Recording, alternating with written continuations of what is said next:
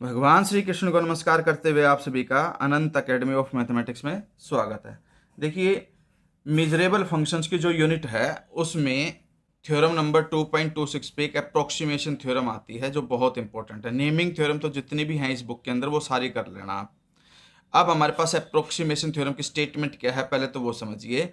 For every non negative miserable function F there exists a non-negative non-decreasing sequence fn of simple functions such that limit n tends to infinity fn x is equal to fx x belongs to e। अब पहले statement के according कुछ बातें आपको समझनी हैं कि जो फंक्शन f है एक तो वो मिजरेबल है और दूसरा नॉन नेगेटिव है। उसके रिस्पेक्ट में अब हमें जो निकालनी है वो है आपके पास एक सीक्वेंस, और वो सीक्वेंस क्या होनी चाहिए, नॉन नेगेटिव होनी चाहिए और नॉन डिक्रीजिंग होनी चाहिए। ठीक है, और जो ये सीक्वेंस है ये सिंपल फंक्शंस के सीक्वेंस होनी चाहिए। इसके अलावा ये कंडीशन हमारे पास है ही कि limit n tends to infinity f n x is equal to f x, और x बिलोंग करेगा ए से। तो यहाँ से ये थ्योरी थोड़ी सी समझना।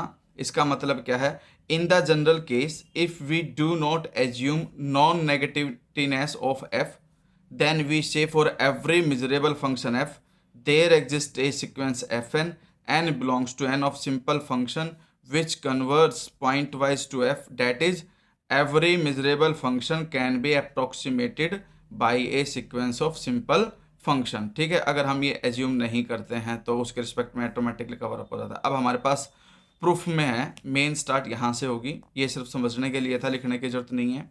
Let us assume that fx greater than equal to 0 and x belongs to e, construct a sequence।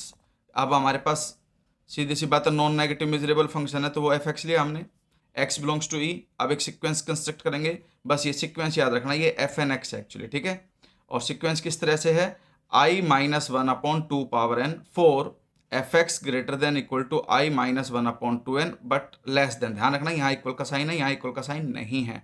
तो i upon two power n four i is equal to one two comma up to करके n into two n यहाँ तक जाएगा। ठीक है, और f n x की value n आएगी if f x is greater than equal to n for every n belongs to natural number. ठीक है, ये आपको इसके लिए स्पेशली ध्यान रखनी पड़ेगी, इसकी प्रैक्टिस करना, इसके बाद ये ईजी होता चलेगा। अगर मैं n को 1 लेता हूँ, ठीक है, तो n को जैसे ही मैं यहाँ पर 1 लूँगा तो हमारे पास जो i की वैल्यू आएगी, देखिए इसमें 1 इंटू टू की पावर 1 यानी कि 2 आएगा, तो i की वैल्यू 1 से लेकर के 2 तक जाएगी। ठीक है, और यहाँ पर हम n की वैल्यू रख देते हैं, 1 रख देते हैं तो ये अपॉन में 2 आएगा, यहाँ 1 रख देते हैं तो अपॉन में 2 आएगा, और यहाँ 1 रख देते हैं तो अपॉन में 2 आएगा। तो कंडीशन क्या बनेगी, i minus one upon two for i minus one upon two f x is greater than equal to this but less than i upon two. यह कंडीशन बना दी, एन की जगह पे 1 रख दिया, और यहाँ पर भी एन की जगह पे अब हम क्या करेंगे, 1 रखेंगे। तो f x is greater than equal to 1 और यहाँ वैल्यू आ जाएगी 1। फिर यहाँ से हम इसको ब्रेक कर सकते हैं कि भाई जो एफ एक्स है, अब जब आई की वैल्यू मैं 1 रखूँगा, जैसे आई की वैल्यू 1 रखूँगा तो ये 0 हो जाएगा, और ये 1/2, तो एफ एक्स 0 से 1/2 वाली कंडीशन में आपके पास 0 आएगा। फिर आई को 2 रखोगे, 2 रखोगे तो ये 1/2 हो जाएगा, और ये 2/2 यानी कि 1 हो जाएगा। तो 1/2 से 1 के बीच में फंक्शन की वैल्यू हो जाएगी 1/2, और ये आपका फिक्स रहेगा। तो ये तो f1x आया। सिमिलरली अब हम क्या करेंगे, n को 2 लेंगे, n को 2 लेंगे तो जो आपके पास मेन fn(x) था उसके अंदर यहाँ 2 रखोगे तो 4 हो जाएगा, ये भी 4, ये भी 4, और यहाँ पे 2 इंटू टू की पावर 2 यानी कि 2 इंटू 4, तो कहाँ तक जाओगे आप, 8 तक जाओगे। तो कंडीशन क्या बन जाएगी आपकी, i is equal to 1 2 3 up to 8। ठीक है, और हम फिर उसको ब्रेक करते चलेंगे। पहली कंडीशन तो ये बनेगी कि भाई 0 से 1/4। ठीक है, ये आप यहाँ पर पुट करते रखना, जैसे कि यहाँ वैल्यू आपने पुटअप की, 1 पुटअप किया तो 0 आया। ठीक है, 2 पुट करोगे तो 1/4 आएगा, 3 पुट करोगे तो आगे और वैल्यू आएगी, और इस तरह से करते करते अगर मैं 8 पुट करता हूँ तो 8 माइनस 1/4 7/4 तक जाओगे। और फिर यहाँ पर भी i की वैल्यू सेम पुट कर रहे हो, 1 पुट कर रहे हो तो 0, फिर आप 2 पुट कर रहे हो तो 1/4, और लास्ट में 8 पुट कर रहे हो तो 7/4। फिर ये एफ एक्स बीच में आएगा, और इसी तरह से यहाँ पे वैल्यू लिख दी जाएगी। इसमें i की वैल्यू 1 रखोगे तो 1/4, 2 रखोगे तो 2/4 यानी कि 1/2, और लास्ट में 8 रखोगे तो 8/4 का मतलब यहाँ पे 2 आ जाएगा, और लास्ट में यहाँ पर fx greater than equal to 2 और 2 आ जाएगा। ठीक है, सेम वे में हम ये प्रोसीजर फॉलो अप करते चलेंगे।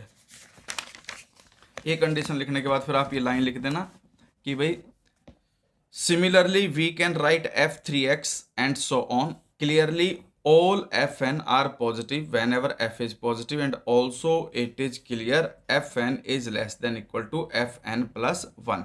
ठीक है कि भी हमारे पास जो fn है सारी की सारी वैल्यू पॉजिटिव आ रही, कोई नेगेटिव नहीं आ रही, और हर fn जो है अपने से नेक्स्ट वाली टर्म से लेस देन और इक्वल ही आ रहा है। Moreover fn takes only a finite number of values, therefore fn is a sequence of non negative non decreasing functions and assume only a finite number of values, क्योंकि आपके पास ध्यान से देखोगे तो वो डिक्रीज होती जा रही है। अपॉन में जो वैल्यू है पहले 2 थी फिर 4 आई और इस तरह से वो इंक्रीज होती चली जाएगी।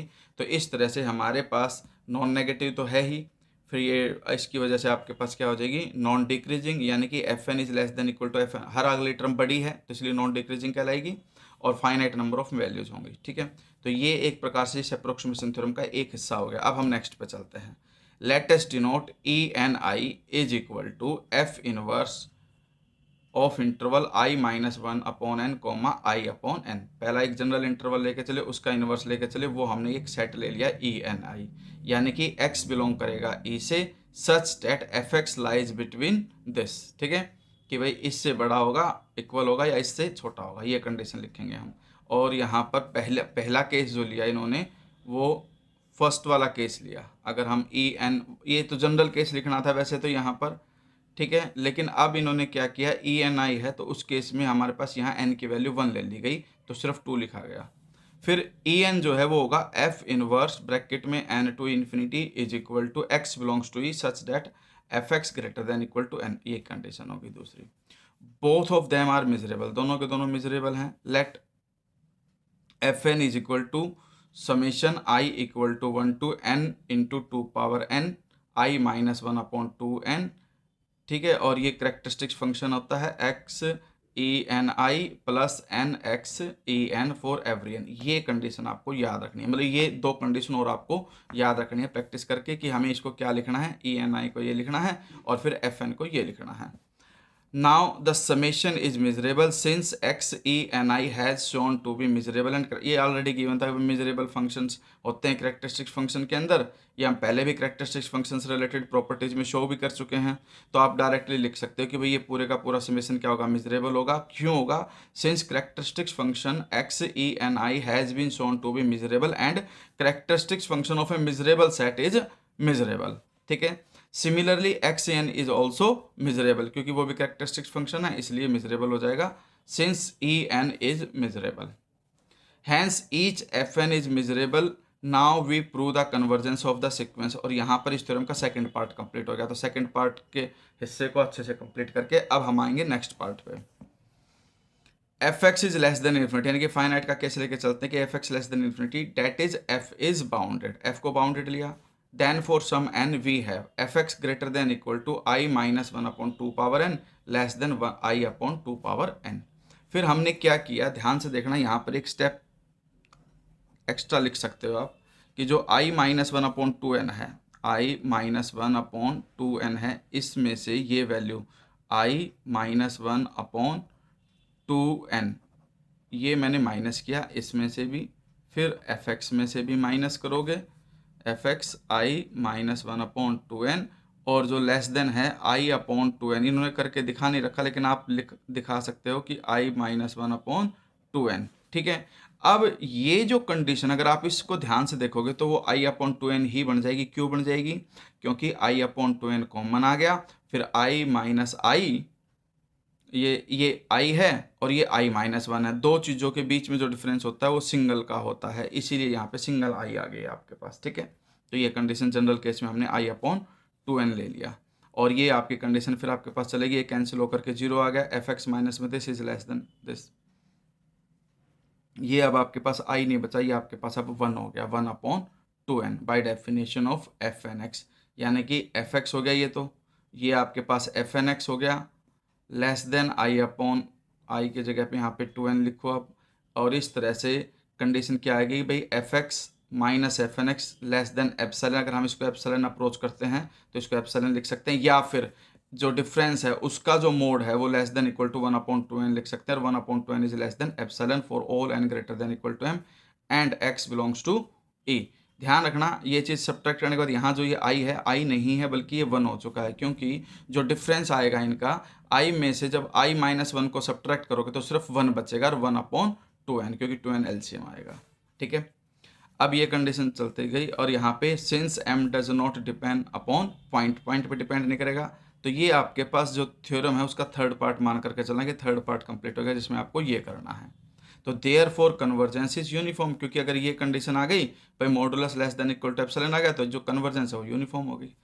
अब आगे बढ़ते हैं, let us suppose now f is not bounded. वो बाउंडेड का केस था, अब नॉट बाउंडेड का मतलब f x किसके इक्वल आएगा, इन्फिनिटी के। तो f x is greater than equal to n for every n belongs to n, तो उस केस में ये कंडीशन लेके चलेंगे, एफ एन एक्स किसके इक्वल हो जाएगा, एन के इक्वल हो जाएगा। फिर limit n tends to infinity f n x is equal to infinity आएगा, जो कि एफ एक्स के इक्वल है, दोनों इक्वल आ गए। अब हम क्या करते हैं, when we do not assume non negativityness of functions then since we know that f plus and f minus, यानी कि लेफ्ट और राइट जो फंक्शन होते हैं बोथ नॉन नेगेटिव होते हैं, we have by what we have proved above. हम already पहले थ्योरम में प्रूफ कर चुके थे कि भाई जो f प्लस होता है वो एक फंक्शन आएगा limit n tends to infinity, और वो हमने फाई एन डैश एक्स से डिनोट कर दिया। ठीक है, जहाँ पे ये सिंपल फंक्शन कहलाता है। तो ये कंडीशन थोड़ी सी याद रख लेना कि जब हमारे पास ये कंडीशन आ जाए नॉन नेगेटिविटीनेस ऑफ फंक्शन, तो हमारे पास जो f प्लस होता है limit n tends to infinity पे एक सिंपल फंक्शन आता है, सेम f नेगेटिव जो कि होता तो नॉन नेगेटिव ही है, बस थोड़ा सा लाइट साइड का होता है, उसको हम एफ एन डबल डैश से डिनोट करेंगे, जहाँ पर ये दोनों आप लिख देना कि both are simple function. Also we proved already that जो f होता है वो इन दोनों का डिफरेंस होता है, कि जो f है वो डिफरेंस होगा। इसका मतलब f plus minus f minus is equal to, दोनों की वैल्यू रख दी, f प्लस की f माइनस की।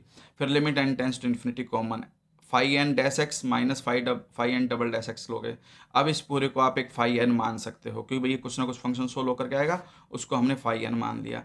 अब सिंपल फंक्शन का जो डिफरेंस होता है वो सिंपल ही होता है, तो आप ये लाइन लिख देना, since the difference of two simple function is again a simple function hence the theorem. यही हमें इसमें वेरीफाई करना था कि भाई जो फंक्शन है वो आपका एक सिंपल फंक्शन की सीक्वेंस आ गई।